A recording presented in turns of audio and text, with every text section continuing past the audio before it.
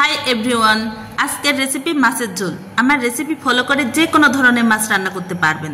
এইভাবে মাছ রান্না করলে সকলের প্রশংসা পাবেন, কারণ মাছ রান্নাটা অতুলনীয় হবে এবং দেখতেও হবে আকর্ষণীয়, খেতেও হবে সুস্বাদু। যাই হোক, চলে যাই মূল রেসিপিতে। প্রথমে আমি কড়াইয়ে তেলটা গরম করে নিলাম। এখানে আমি সম্পূর্ণ বাটা মশলা ইউজ করব। রসুন পেস্ট, পেঁয়াজ পেস্ট,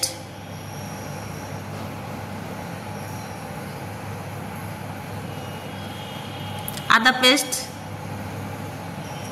সব ধরনের বাটা মশলা ইউজ করব। এখানে কোনো কাটা মশলা ইউজ করব না।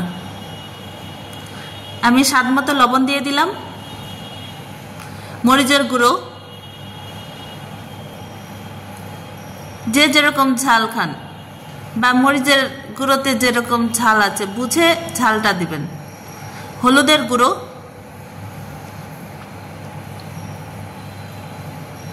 ধনিয়ার গুঁড়ো, জিরার গুঁড়ো। গুঁড়া মশলা অ্যাড করা কমপ্লিট। এখন আমি ভালো করে মশলাগুলো ভেজে নিচ্ছি। মশলাগুলো খুব ভালো করে ভেজে নিতে হবে, তাছাড়া কাঁচা গন্ধ করবে। এখন আমি কাতল মাছ দিয়ে দিচ্ছি। মাছগুলো আগে ভালো করে পিস করে কেটে ভালো করে ওয়াশ করে রেখে দিয়েছিলাম। এই রেসিপিটাতে মাছগুলো কাঁচা দিতে হবে এবং এই মাছগুলো খুব ভালো করে কষিয়ে নিতে হবে।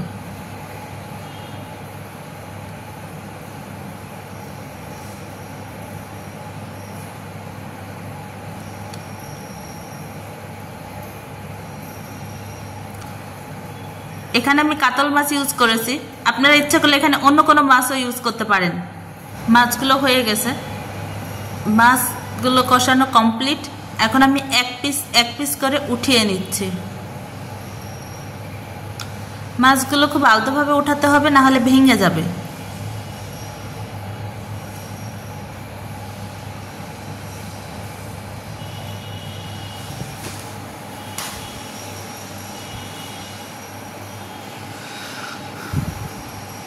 মাছগুলো উঠিয়ে নিলাম। এই তো মাছগুলো উঠানো কমপ্লিট।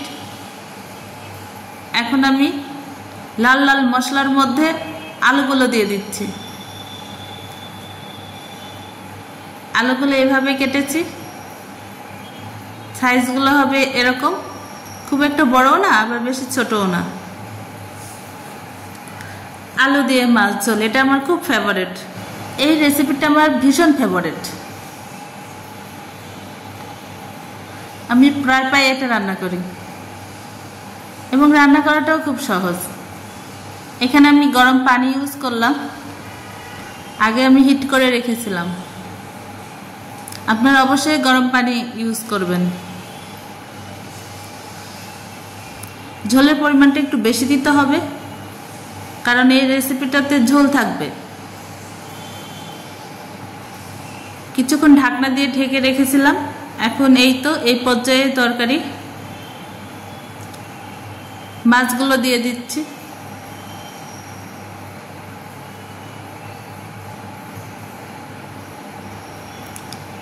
ভালো করে নাড়াচাড়া করে দিতে হবে।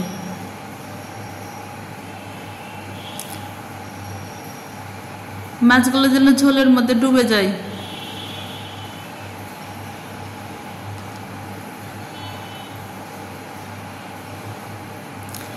আস্তে আস্তে নাড়াচাড়া করতে হবে, না হলে মাছ আবার ভেঙে যেতে পারে।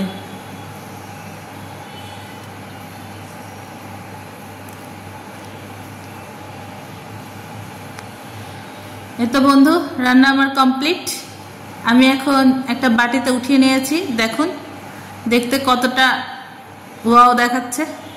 ওকে, ভালো থাকবেন। আবার দেখা হবে নতুন কোনো রেসিপি নিয়ে।